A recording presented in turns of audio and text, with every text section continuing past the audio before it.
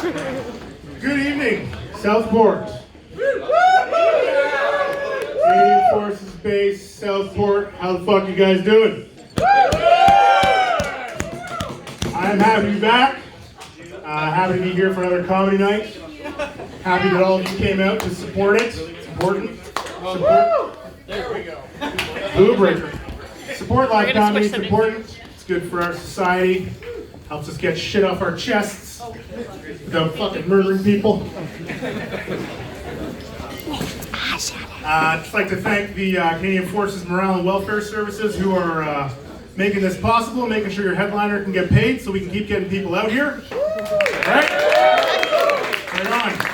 Some local people, Benny Joe, who I think went on vacation today, Pete Musters, who's also away, and Ryan, who's quarterbacking while they're all relaxing in the sun. Thank you. Round of applause, please, for all those people making this happen. Thank you. Seriously, it's awesome. So, before I organized this thing here, I talked to some pros, because I'm an amateur, as you can probably tell. I have a job. I work a lot of hours, there's a lot of overtime in my job. I don't have the time to dedicate to stand up that I'd like to. You know, so I'm just an amateur. It's nice of you to laugh when I try and say funny shit. I appreciate that. Helps my self-esteem. Like that, everybody. Just like that. Helps my self-esteem. But I'm an amateur, so I talked to some pros. I was like, I gotta open for people, and I don't know how to do that. I've never done that before. What am I supposed to do? One of the guys I talked to was like, what kind of material do you do? Is it like, family-friendly stories? One-liners, perhaps? Prison stories. And I was like, no, it's not family-friendly at all.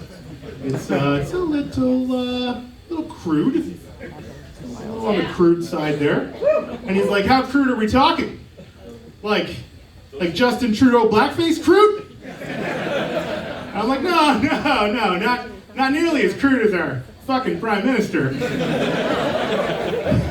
Well, I talk about dicks and pussies and fucking and shit like that, and ass rape. He's like, ass? Who fucking cheered for ass rape? What's wrong with you people? And he's like, ass rape? I'm like, I work in a prison. He's like, okay, I got you. It's okay. He's like, well, maybe just don't open with the dick jokes. I'm like, all right. So I'm going to do that tonight, Southport. I'm not going to open with the dick jokes. All right, I was not expecting a cheer for that. But whatever, let's fucking do this. Talked to another guy, and I was like, got any pointers for me how to open for these people that have been doing comedy for a dozen fucking years, and I'm a total noob? And the other guy's advice was, you just gotta take it easy. You're just, you're warming them up. Just, like you're gonna make love to a woman. Not even kidding, he's doing this with his hips. So fucking creepy. Just standing right in front of me, just like you're gonna make love to a woman. So I had some problems with that metaphor right out of the gate. Problem number one, now I'm looking at all of you like women I'm about to fuck.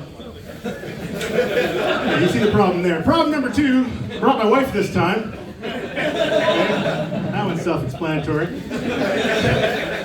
And problem number three, I have never had to warm a woman up in my fucking life. Okay? If you guys have to warm a woman up, fuck me, you're doing it wrong. Okay? Every time I have jammed my hand in between those fucking thighs, that thing is steamy as shit. Alright? Any hotter, she's gonna start a fire down there. What the fuck is warm them up? So that's totally useless advice. Anyway, so I promised I wouldn't open with the dick jokes. So let's keep it easy and light. Let's talk about something it's more neutral. Like I don't know, how about racism? Yeah? All right, yeah, fuck yeah, racism. Let's do this. Black people and white people are very different. We're very different. When I say white people, I mean pretty much everybody in here. When I say, not the Asians, fuck that.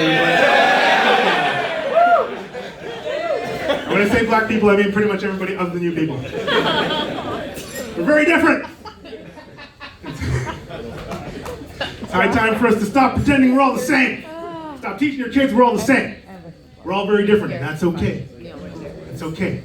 Doesn't mean anyone's better. We're just different. White people do things black people don't do. Black people do things white people don't do. And that's okay. My wife, sitting here, white woman. When I met her, I discovered she had a cat in her house. Everybody knows where this fucking joke is going. Okay? You know why she had a cat in her house? She's a single white woman over 30. Okay? You do a poll of that demographic, guess what you're gonna find out? Every single one of them has a fucking cat in their house. Okay, you know what you're never gonna find in a single black woman over 30's house? A motherfucking cat! Black people do not keep cats in their house. Fuck me, it's disgusting. You keep a box of sand in the corner that this fucking thing, okay, does this in the box of sand. And all the fucking sand granules stick to the hair on the pads of their feet. And then it walks across the counters that you prepare your fucking food on. Fuck me, white people, do better. Fucking gross. He loves our cat. I hate that fucking cat. This is so good for me right now. Thank you, Jesus. I hold this shit in so I don't hurt anybody in my house.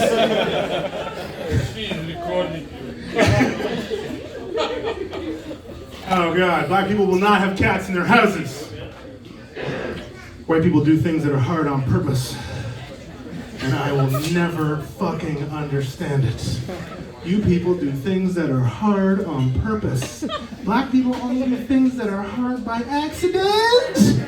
Okay? Talk to a white couple, what are they gonna say? We are trying to have kids! What the fuck? You're trying to have kids? Black people end up with some fucking kids. Okay?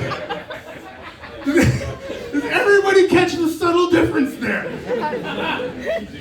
Shoveling snow. Fucking white people love shoveling snow. I don't get it. Cutting grass. Fucking love to cut the grass. I would not do that shit. I will pay motherfuckers to shovel the snow and cut the fucking grass. Are you kidding me? I was walking out of my house the other day. My neighbor, I was watching him, spent probably an hour shoveling his fucking snow. Don't say his name.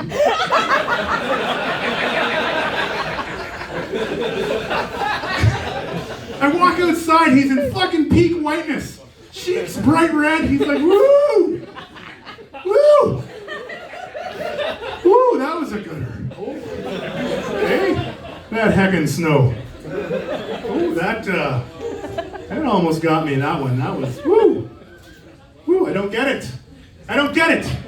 I will pay someone to shovel my snow. I will pay someone to cut my grass. If I could pay someone to go do the groceries for me, bring them in the house, and put them in the fucking pantry, I'd pay that motherfucker too.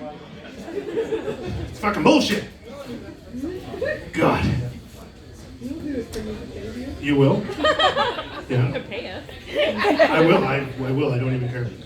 I will go without things, so I don't have to do that because it sucks. We're different. A friend of mine, his kid plays some like mid to high level basketball. He invited me to one of the games, and so we're there, and there's the two teams, the home team and the away team. There's one black kid on the away team. All the other kids are white. I mean, no need to pump the brakes. It's Manitoba, nothing to see here, right? It's fucking 9 black people in the whole province, so who cares? Anyway, so during one of the intermissions, some of the other parents are gathered around my buddy, and I'm standing there, and they're chatting. And one of the moms is like, does anyone know who's number 22 on the other team? Everyone's like, no. No idea. She's like, boy, I wish he played on our team. And my buddy, who is hella woke for a white guy, he's like, why do you wish you played on our team? She's like, he's probably really good at basketball. Okay, if anyone didn't get it, she was talking about the black kid. Okay? And my buddy, okay, it gets awkwardly quiet now in the group because everybody knows what's coming because everyone knows my buddy really well. And he's like, number 22 on the other team? She's like, yeah. He's like, he hasn't been on the court yet. She's like, oh, hasn't he? No, he hasn't been on the court yet. She's like, oh. So why would you think he's really good at basketball? She's like, I don't know.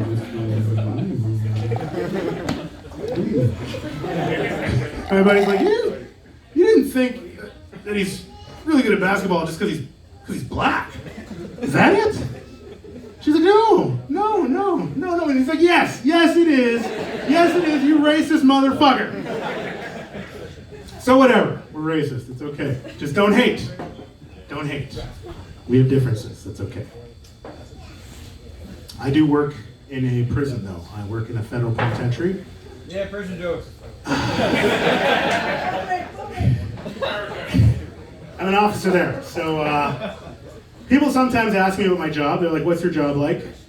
And I have at times struggled with trying to explain what my job is like, because different days it's a different job. Some days it's a daycare center and you're a daycare provider. Some days you're a paramedic. And some days you are a mixed martial arts fighter. It just depends on the day. You never know what you're going to get. But the other morning, as I was doing my opening rounds on the unit that I was assigned to for that day, it struck me. And I was like, I finally know how I can define this job to people. Being an officer at a federal penitentiary is like being entertainment staff at the shittiest all-inclusive resort on planet fucking Earth. And I am not even kidding.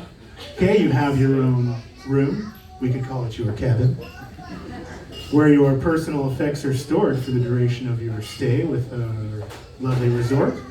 In the morning, you're woken up by a wake-up call, a very polite and Canadian, respectful wake-up call. Your breakfast is delivered to you, and because it is the shittiest all-inclusive resort on planet Earth, your breakfast consists of 2 hard-boiled eggs, a very floppy waffle, and some very watered-down cream of wheat. But it's delivered to you, you don't have to go get it. We have afternoon activities, which sometimes include getting stabbed.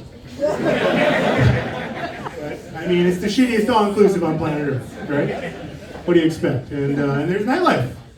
There's fun things to do in the evening. There's the exercise yard outside where you can walk laps forever around the soccer pitch, which is a very popular activity. And also, sometimes you can be forcibly penetrated in your rectum by a large man from the north, named Morningstar or something.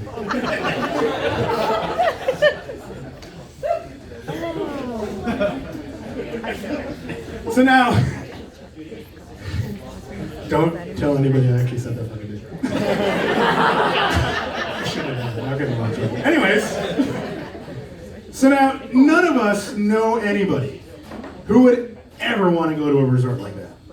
None of us know anybody. Yet that place is filled with people who are there by choice. And I don't mean by choice like you commit a crime, you know the consequences, therefore that's tacit approval, you chose to go to prison. I don't mean that. Nobody commits a crime to go to prison. They all commit a crime because they're shitty people and they want to hurt people. They hope they don't go to prison. I'm talking about the people who did their time. They did their 7 years for forcible confinement and vehicular manslaughter and aggravated assault or whatever it is. They did their 7 years and they're out. They are out on the street. They are enjoying their freedom.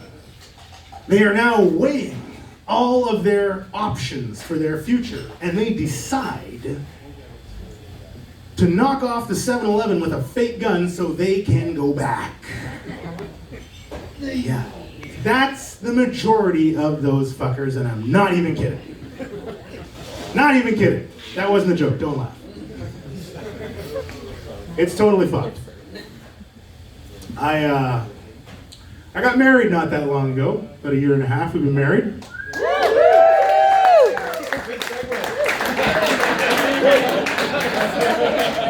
I was hoping someone would notice that. That's writing talent right there. I'm glad I'm not single anymore, because being single nowadays fucking sucks. Single people, let's hear it. Yeah. One fucking guy. Ah, boy, I wish somebody would have backed you up. That was embarrassing. And you have a red beard. Right? You're dying alone, man. Everybody was told you. There's nobody for you. So. I almost don't want to do this section. But anyways, being single nowadays sucks. Okay? Sucks. In the old days, if you saw an attractive young lady at Sobeys checking out the tomatoes in the produce section, you'd muster up the courage and walk over there and be like, "Excuse me, I noticed you from afar, and I just thought I'd come over and let you know that you're the most beautiful lady I've seen in, well, maybe forever. You have shockingly beautiful eyes." Okay? If you did that today, what happens immediately after you finish talking? Ah! Creep! Creep! Rape whistle! Mace! Okay? So, that's being a creep nowadays, okay? What are you supposed to do? You're supposed to look up this person online, in the dark, in your basement, in your underwear, dick in your hand, jerking off. Okay? Because that's what you're doing. That's what you're fucking doing. Alright? You're looking through 3 years of her fucking vacation pictures, right? Then you're gonna slide into her fucking DMs with some kind of slick, sexy message, and that's not creepy. Fuck you.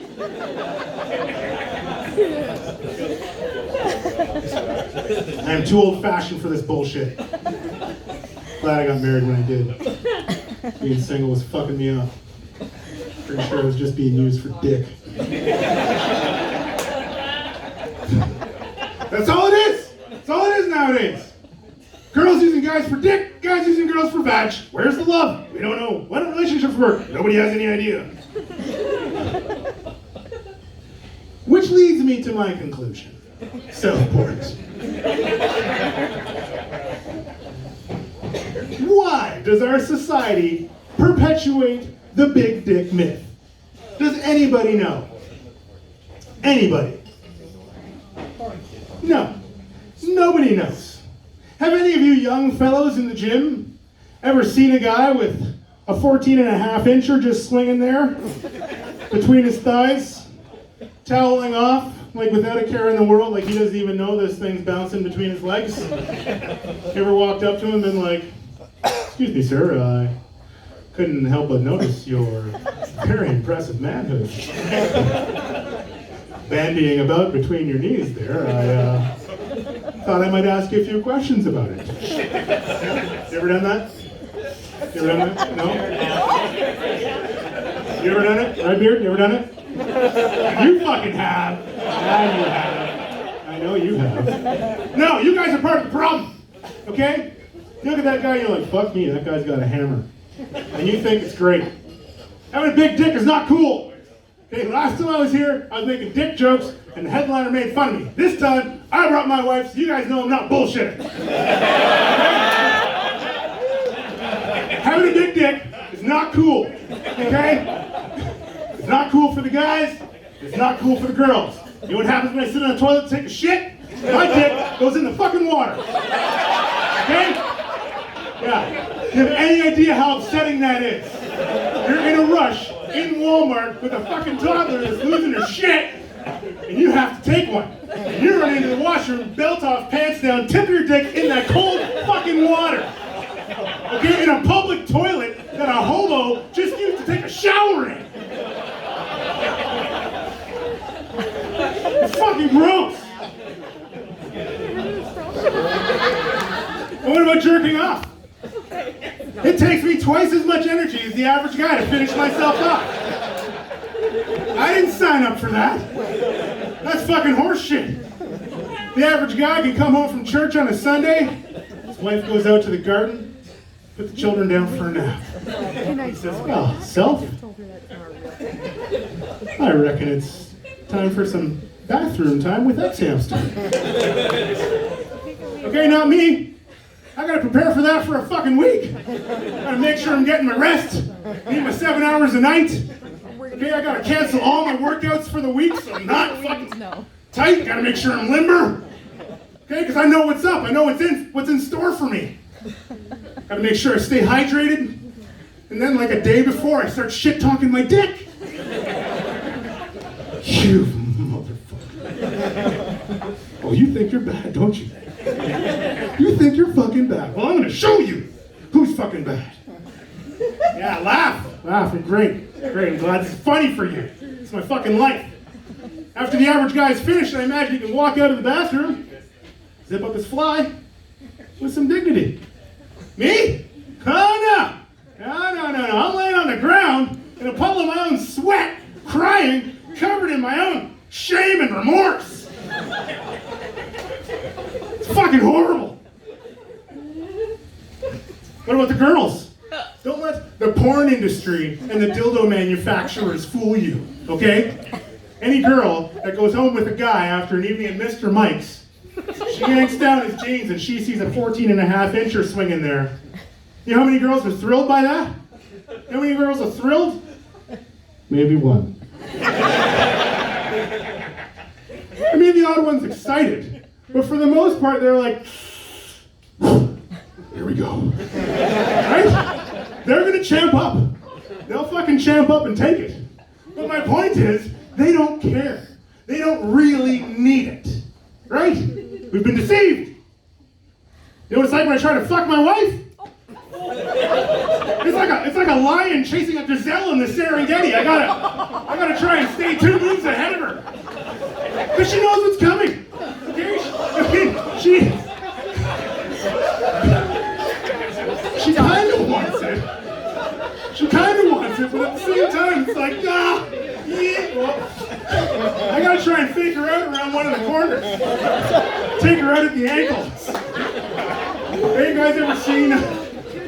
Don't make me laugh, I'm forgetting shit. You ever seen Jurassic World? The fucking Star-Lord's there with the clicker training the velociraptors? You know, what's his name? Chris Pratt? Chris Pratt's there training the velociraptors. That's my wife with the clicker. Hey, click, click, click, click. Hey. Eyes on me. Eyes on me. Hey, click, click, click, click. Eyes on me. You don't need to hurt me. You don't need to hurt me. Click. Anyway, thank you. I'm Fabien and freitas.